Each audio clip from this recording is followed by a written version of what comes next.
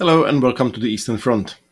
My name is Delbo Rohaj and I'm a senior fellow at the American Enterprise Institute. I'm joined by my friends Giselle Donnelly. I'm also at AEI. And Julia Joja with the Middle East Institute, Georgetown, and George Washington Universities. On our podcast, we talk about the many challenges to European peace and security that have erupted along a line running from the Baltic Sea to the Black Sea, the Eastern Front, and about why those matter to the United States. In this episode, it's just the three of us. We decided to record a special in response to the events on Friday and Saturday, 23rd and 24th of June in Russia, which involved a apparent coup attempt or mutiny by the Wagner Group. And we'll try to reflect on the significance of those events. If you enjoy this episode, please consider subscribing, rating, and reviewing us on Apple Podcasts, Spotify, or wherever you get your podcasts. Thank you. I should also say that we are recording this episode on Sunday, the 25th of June at 7 in the morning Eastern Time. So events might change between the time of recording and the release of the episode. Nevertheless, let's try to dive right in. I suppose my opening question for the three of us is, what the hell was that? What was it? Was it a coup attempt or was it mutiny? How come there seemed to have been no consequences for those involved? well, I think mutiny is probably the closest term.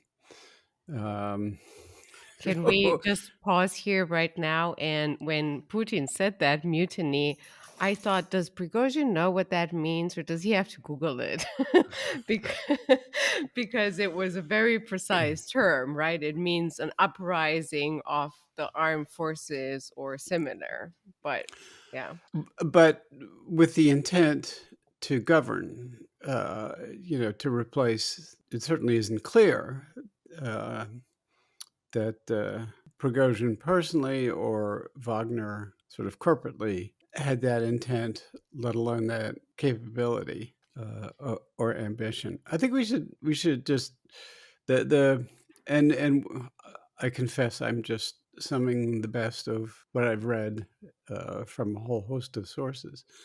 But the thing that put this ball in motion was the decision by the Russian military to try to basically disband Wagner, to offer, without very much choice, contracts to Wagner soldiers to join the regular Russian army. I don't know if that really was intended to take advantage of Wagner manpower or to push Wagner sort of out of business, at least in Ukraine. And one of the questions that we might speculate about is what will happen to Wagner Global. It's multiple operations in the Middle East and Africa and the like, where it has been an effective tool of the Russian state.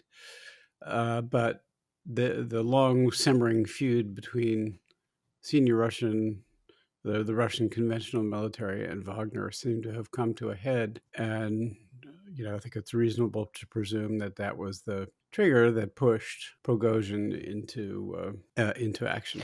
And the other thing here is that was an order, right? That was given a few days ago, a few days before these eventful 24 hours. And what is certain here is that if this order would have been followed, it would have cut significantly Prigozhin's personal power and personal fortune, right? Wealth, because he has been, with the permission of Putin, or probably a direct relationship, has been permitted to build the Wagner forces over the last 9 years since the first invasion of Ukraine, and recruit over the last year across Russian territory and lead military operations within this full-scale invasion. So this order would have really cut him down. And with the result that we have now, of course, we know that either or both can be lying, but with the deal that Prigozhin has declared they have now, and the Kremlin has confirmed, he still loses a lot of his power and wealth. Because we, just to repeat what I think many of our listeners already know, this deal includes the mercenaries that have participated in the uprising, or whatever that was, to get amnesty. We don't know what next. They will not be incorporated into the conventional armed forces. And also, how can you decide? How can you establish who has participated and who hasn't? And the rest, they don't specify where, just the rest of Wagner members or contractors are supposed to be incorporated again according to the very same order. So that, and then of course Prigozhin himself is supposed to go to Belarus, where I don't know what he can be doing as a warlord. But that means that still, according to what we know, a lot of his power and wealth is being canceled out with Putin's blessing. But at the same time, Putin is certainly not as powerful as he used to be 24 hours before this happened, right? I mean, there's just so many things that I think we really don't know at this stage. It might become clear in the coming days, including what this means for Prigozhin personally and for the future of the Wagner group. There've been, like these events, I think, has shown us both the sort of, the best, the best of our reliance on sort of social media and sort of quick information being spread in the quick pieces of sort of new information being spread in information space, and also the worst of that, which is that really that entire space was flooded with mostly nonsense and sort of people just making stuff up all the time throughout Friday and Saturday, and I think in contrast to some of the more elaborate theories of what was going on, one meme captured the reality quite well, which was this picture from a film in which one of the characters says that these are not very bright guys and things got out of hand. And I think that is probably what happened. I mean, I'm inclined to take at face value the notion that this was just about this conflict between Prigozhin and the MOD, about these contracts, about the sort of relative status of the Wagner group and Prigozhin himself relative to the rest of the sort of security defense apparatus, rather than an attempt to really mount a real challenge to Putin's power, even though the latter is what effectively happened. A couple of things. Obviously, the attempt to absorb Wagner into the Ministry of Defense, must have had Putin's blessing, right? Exactly. So, even though Putin was not center stage on that. Secondly, the Russian military and the state may have a challenge to demobilize, or whatever they're going to do with the Wagner superstructure. I'm not sure we should take that for granted. First of all, I mean, although they suffered horrible casualties around Bakhmut over the last year, they did sort of hold together as an organization, and their little anabasis to Moscow was, a fairly impressive military operation. They moved a long way really rapidly. They shot down, almost 10 Russian aircraft, which is, another thing that is going to be, I think, a lingering sore of some part, not easily swept under the carpet. So, I think sort of making Wagner disappear is not necessarily going to be with a snap of the fingers or something like that. It's an organization that's been around now for a pretty long time. It has limited capabilities, but real capabilities. No doubt Prigozhin himself, who has not shown up in Belarus, at least as of this morning. I'm sure somebody will be gunning for him, but getting at him could be difficult. And the Wagnerites were cheered on the way out of Rostov. I think that to me is probably the most disturbing sort of attribute of this entire situation, the kind of rock star status that he enjoyed in Rostov, and people sort of spontaneously hugging Wagner soldiers and giving them food. And Yeah, what exactly is it that they like about them? well, so there was a fascinating piece in the Guardian on specifically on this when the Moscow correspondent spoke to people in Rostov, and they said that he tells the truth. There is this sort of populist challenge to the Mm, establishment aura around Prigozhin that these people seem to like, and the fact that he's a criminal and mass yeah. murderer and a sort of all around sociopath doesn't seem to bother them. Yeah, that's the problem, isn't it? Well, that doesn't really distinguish him from the government per se. Yeah, he just has a different style and he's a bit more visual about the sledgehammers he uses on people. Correct. But to me, so I think for a fact there's no I mean, we know now that US officials have been briefed. There's a danger. A few days ago they were saying mid-June. Well, mid-June was like a week ago. But so I hope that some people knew about this, especially our intelligence service. But beyond that, in the public sphere, no one could have known. It was a big surprise and quite a tour of the last 24 hours. And until this happened, I was on the side that was given that the Putin Prigozhin relationship has been a personal one throughout these years, that Prigozhin does owe Putin his power and his wealth. He is an oligarch of Putin's making with Putin's blessing. And we know there's a personal relationship.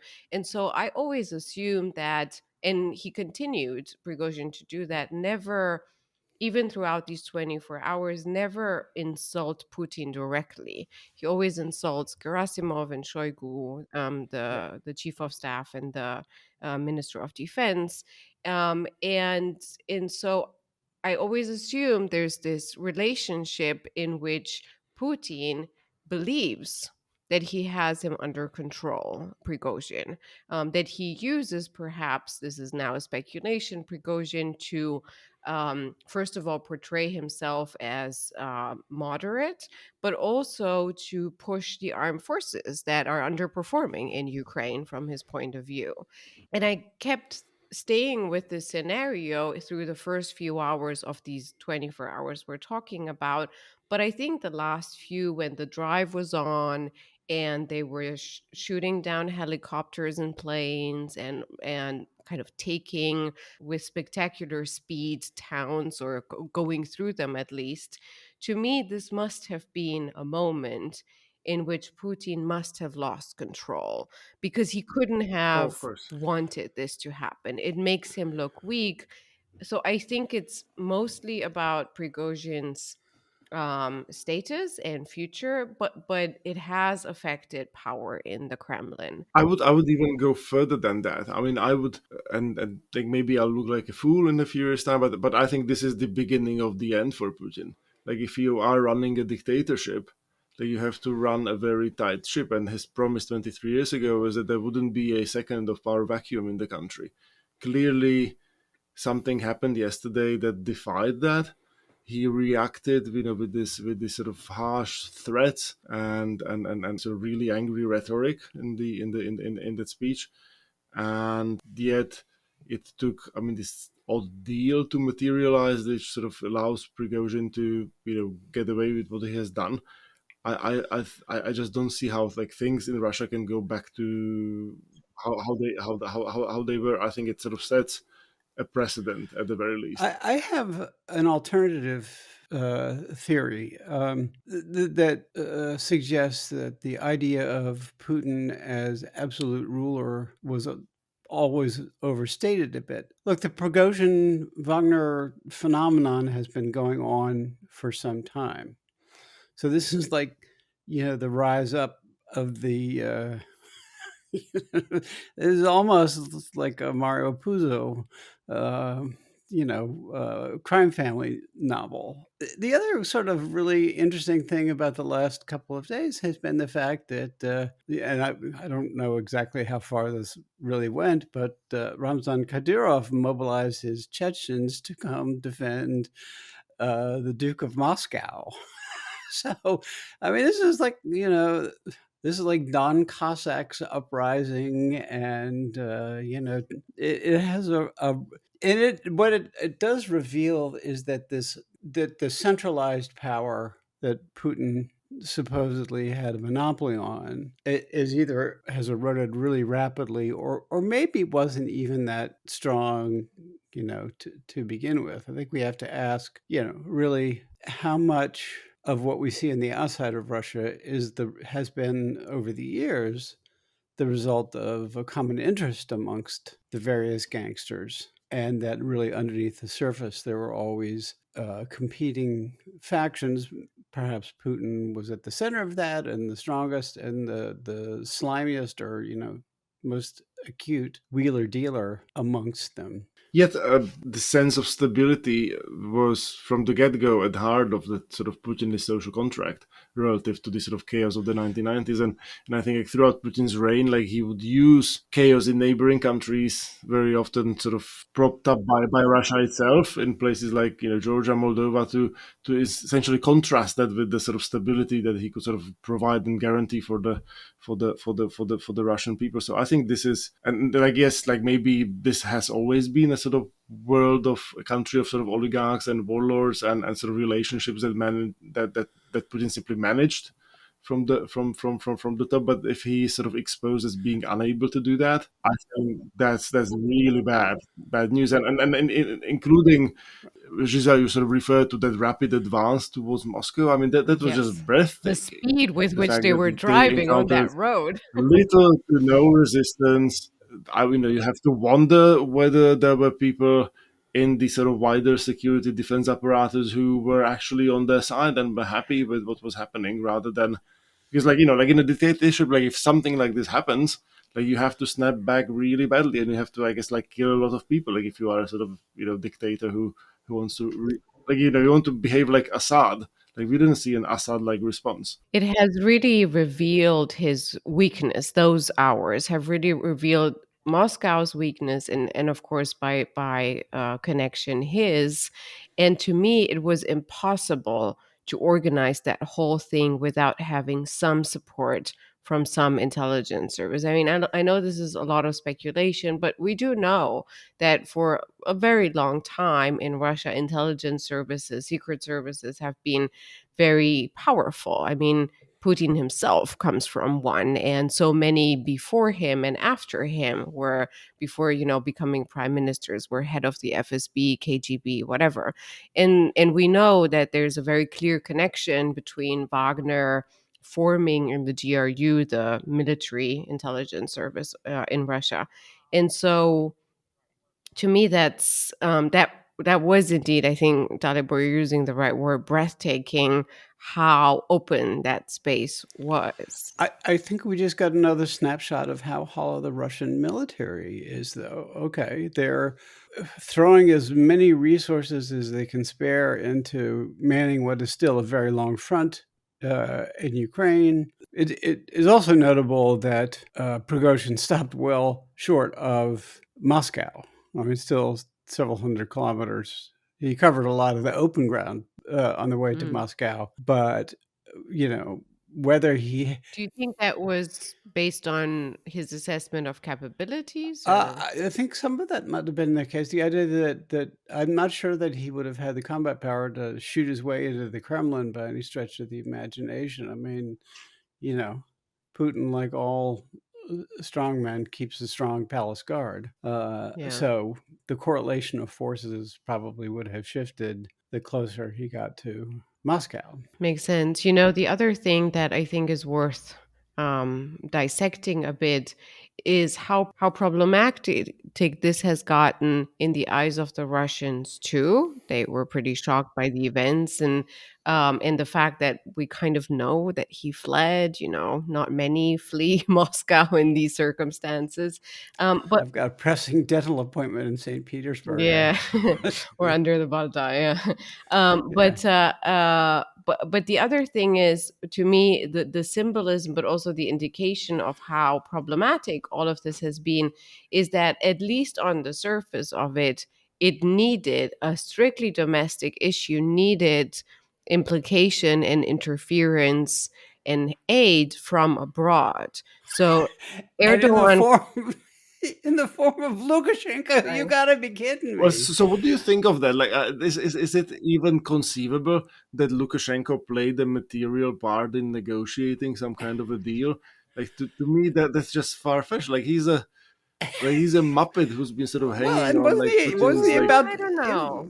about to belt die 2 weeks for, ago? I for mean, Yeah, I mean, yeah, I think he's still up for something, but visually, this looks like they needed help from abroad. And fact is, Erdogan called Putin and said, "Hey, man, are you all right?"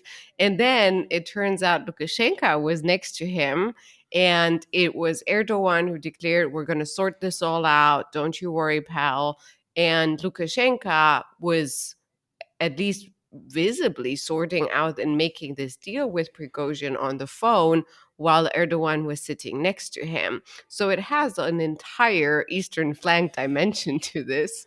I mean, so you have to wonder. Just one small caveat to this question of weakness of Putin as he emerges from this. I mean, we still don't really see what the full consequences are, and it is possible that Prigozhin will, be defenestrated after his arrival in Minsk, or that something will, get slipped into his tea, or CNN that is he'll be already sort of, speculating on that, yeah. turned into mash like with a sledgehammer in a sort of old school Wagner way. Neither of them will have to neither of them will sleep safely, right? I mean, they must think at this point that they have it out for each other. I think that's right. But I wanted to talk a little bit about the sort of wider implications of this for the war itself, and the sort of weakness of the Russian defense security apparatus that this has exposed. So if Wagner can just get in a bunch of trucks and drive 20 kilometers close to Moscow, what does that tell us about the opportunities that the Ukrainians might have to wreak havoc? well, and that Russian Liberation Front, can on a smaller scale, likewise run rampant along Russia's borders. Yeah, like if they were given more armor Yeah. and then more sort of support, like they can get on the highway too and drive somewhere. Well, you wonder, again, why we in the West and in Washington in particular are so self-deterred, so skittish about awakening the Russian bear.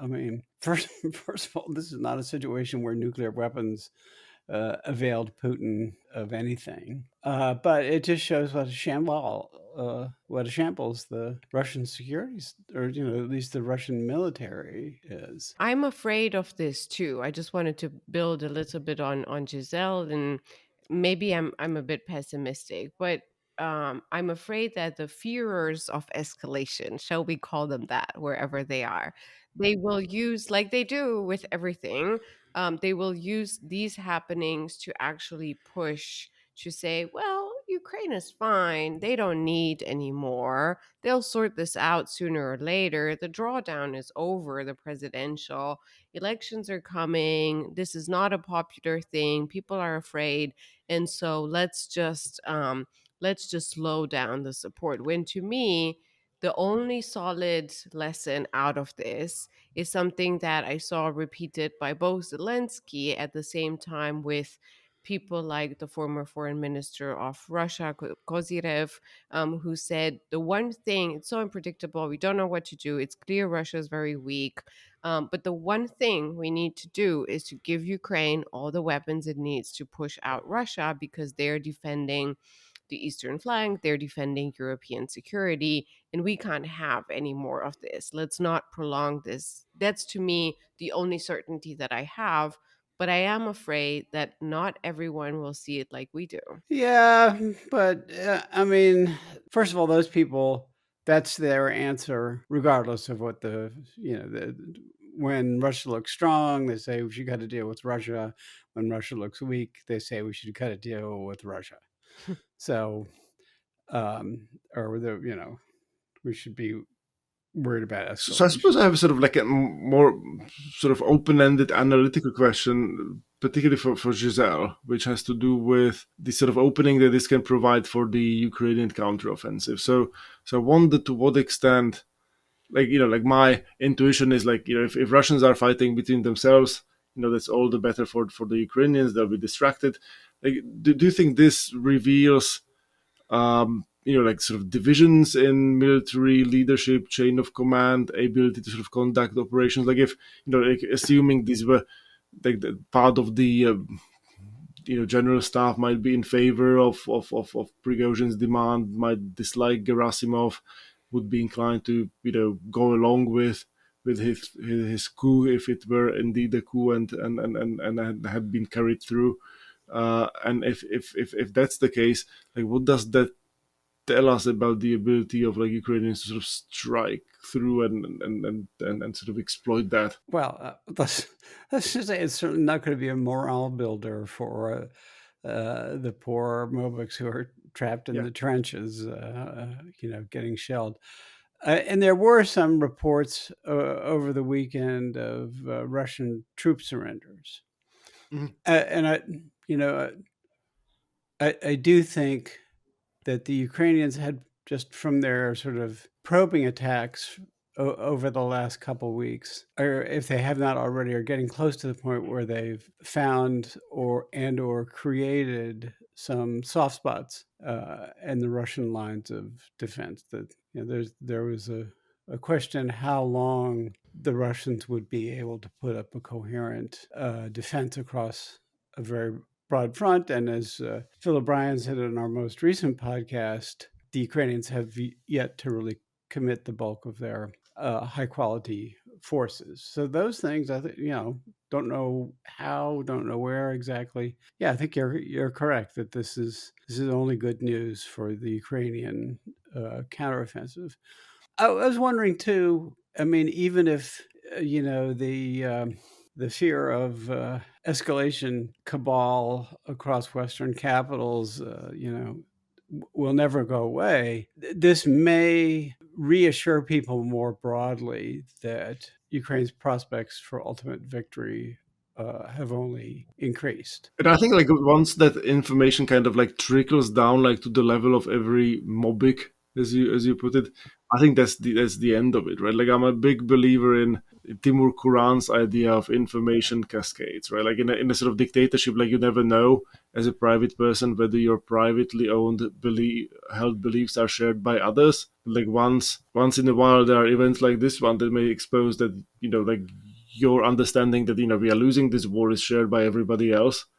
And once that becomes common knowledge, it's the end game. And it typically happens very rapidly. So that's why, dictatorships appear very stable until suddenly everybody's in the streets. So I don't know, like if there's a 1918 scenario of like mass surrenders, whether that's in the cards, but I wouldn't rule it out. Also, I think it's just good to get the failure, quote unquote, of the counteroffensive out of the Yeah. headlines a little bit. That works to Ukraine's advantage. And to have it contrasted with the chaos on the Russian side of the fence. Can I ask you guys a couple questions?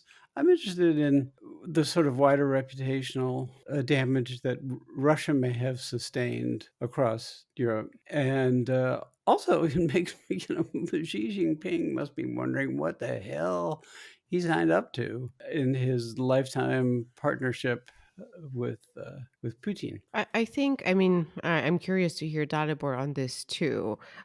I think in Central and Eastern European capitals, there isn't that much of a shock because This is history just Russians here being Russians. has a Well, no, but it's no, of course not. But the memory of 30 years ago, even of 1917, is a lot more lived through, is a lot more acute, and so people have more of a reference point, including through what they heard in the family, etc. So they're like, okay, the Russians are at it again. It might be a coup. It wouldn't be the first time.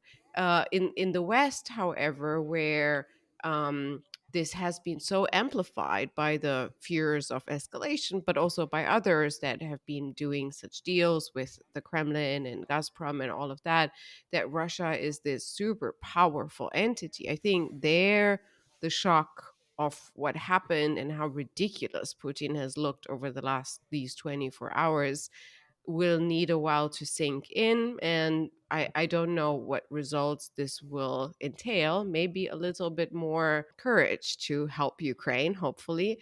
And then when it comes to China, I just saw before we logged onto this episode, onto this recording, that the deputy foreign minister of Russia has been sent to Beijing to brief. And I think Boy, there's a Xi has mission to been under volunteer no for.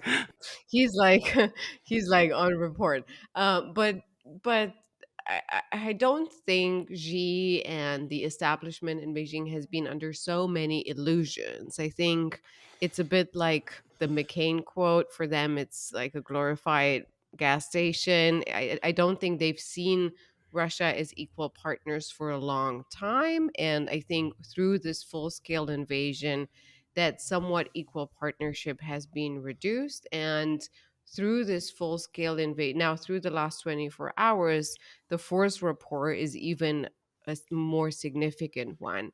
The last country that I would add here, because it is important and it is out of the West and the East, somewhere in the middle, is Turkey.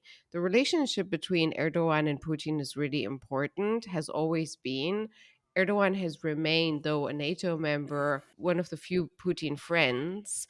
When the relationship from the downing of the plane into the full scale invasion has changed rapport too, before Russia was clearly the senior partner, now it's more of an equal standing. The fact that Erdogan directly or indirectly facilitated something, called Putin. Putin took his call in these very strange hours, tells me that with the Turks, it might be trickling in even more, that Russia is not as powerful as it used to be. And maybe that will change their view on Black Sea politics, Black Sea security, and how much they're backing Russia. That could be a good thing. That could be a bad thing. You know, if it pushes Erdogan back in an Ottoman-esque direction, thinks that there's a power vacuum that he can fill, uh, which is just the sort of miscalculation that he seems prone to from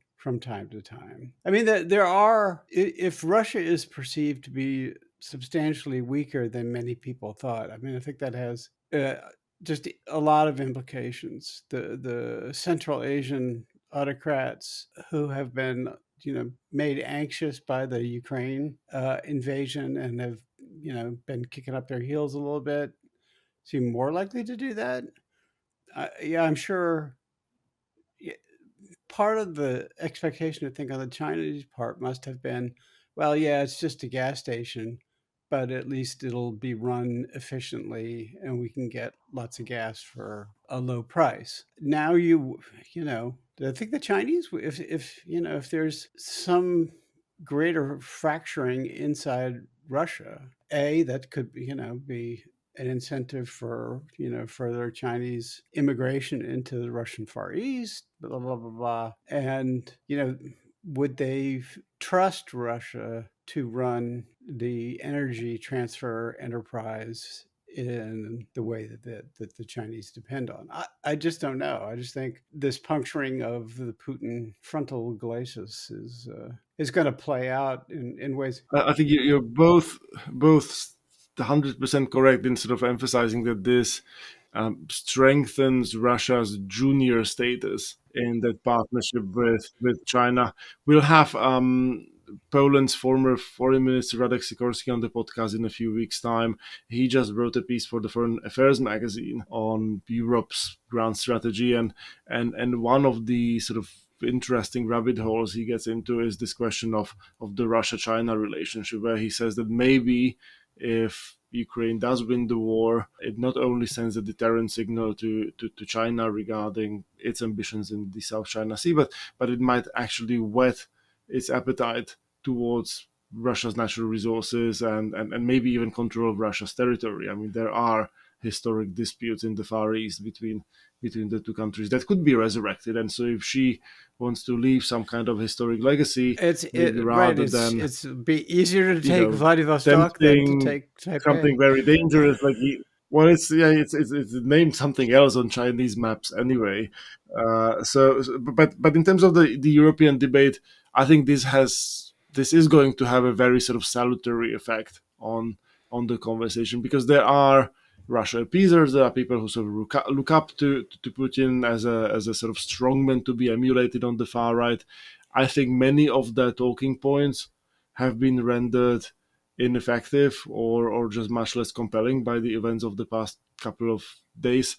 I mean, everybody knows who Prigozhin is. The fact that he has just so much leverage over Putin, that he can sort of do that, defy him. I think it sort of erodes that sort of simplistic picture. So I think, like in the sort of European space, this has been overall a very, very healthy development. Maybe to wrap up, I think it has, as you suggest, ideological implications. The sort of populist, nationalist, national conservative, you name it. The right has been enraptured by the idea of having a strong leader as a way of leading a moral revival, a social revival as well. And Putin was sort of the poster boy, is the sort of poster boy for this. It just seems to me that trope has been holed below the waterline. Somebody very early on in this situation retweeted this old article in the Imprimis magazine, which is the sort of free sort of magazine distributed by Hillsdale College from back in 2017, where there was this article praising Putin as a leader rooted in tradition and sort of attuned to Russia's true character, and all this kind of blathering nonsense, and like when you sort of look at it through the prism of the reality of Russia's being basically a sort of mafia that also has a state, and it just looks beyond ridiculous. I also want to point out one thing here that is maybe not that grand strategy, more relevant on an individual level. But I find that the last few hours, up to 2 days, if I had any doubts about someone in the West, including some of the pundits, whether they were in a clear financial connection to the Kremlin or not, close to Putin or not, I just had to check their Twitter account, because you cannot delete tweets. And so I've had a few confirmations across the transatlantic world that we look at, for myself, but I think Your names. no names. What this is a nerdy activity that our audience can do for themselves if they had if they had any doubts about anyone. But it does. If you were out there, a lot of Russian experts within Russia too have sort of lost their bearing. I mean, they didn't know how to deal with it. And then if you went out of your way to declare solidarity with Putin, that's interesting, right? Within and outside of Russia. Well, the thing that is most satisfying to me about all these Twitter hot takes that collapse as fast as they are typed, is that at least some people will have sort of given up.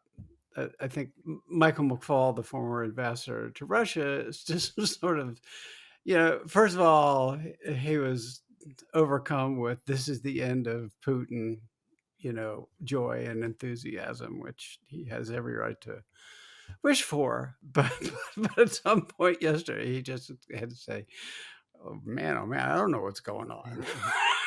And so well, that decision not to continue towards Moscow was very anti climactic, I have Well, to say. I We were I didn't ready see any of to this coming. some Okay. serious Saturday night celebrations. Yeah, And yeah. I celebrated anyway, and I cheered for a mutiny because I thought this was the cheer of the day. But my favorite, Dalibor mentioned earlier his favorite meme, and of course the one with the popcorn in on the Ukrainian front lines.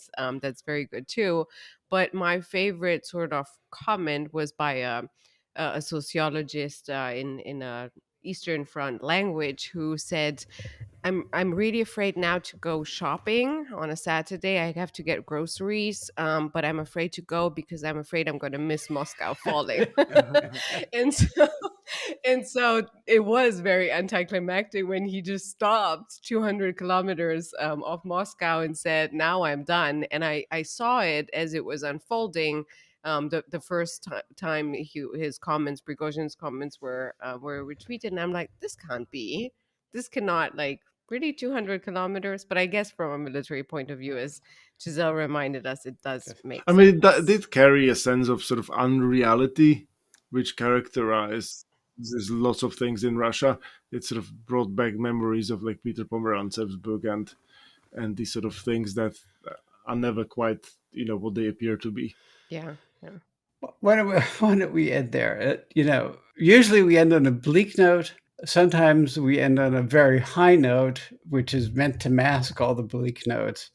But I think it's appropriate to end on this note of absurdity. I think certainly from a Bayesian perspective, like the odds of this war ending well for Ukraine has gone up, and the odds of Putin leaving sooner rather than later have gone up as well, and that should give us some optimism. And I think it's also worth watching in the next few days. I know it's not going to be anything spectacular as wishful That thinkers is, are looking for. don't say that.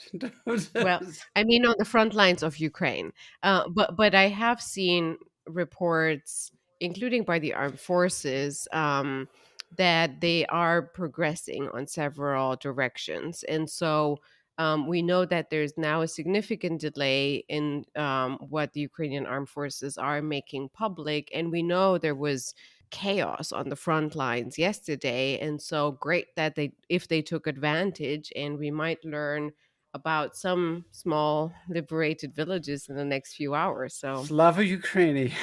Heroyam Slava. On that note, this was good fun. Thank you.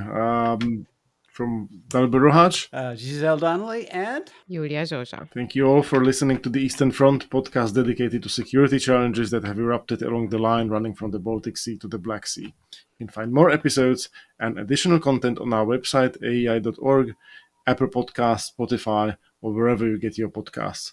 Please do get in touch with us on Twitter using the hashtag EasternFrontPod, written as one word. Don't forget to sign up for the Eastern Front's newsletter through the link included in the show notes to receive more content from the Eastern Front. If you enjoyed this episode, please consider subscribing, rating, and reviewing us. Thank you, and goodbye.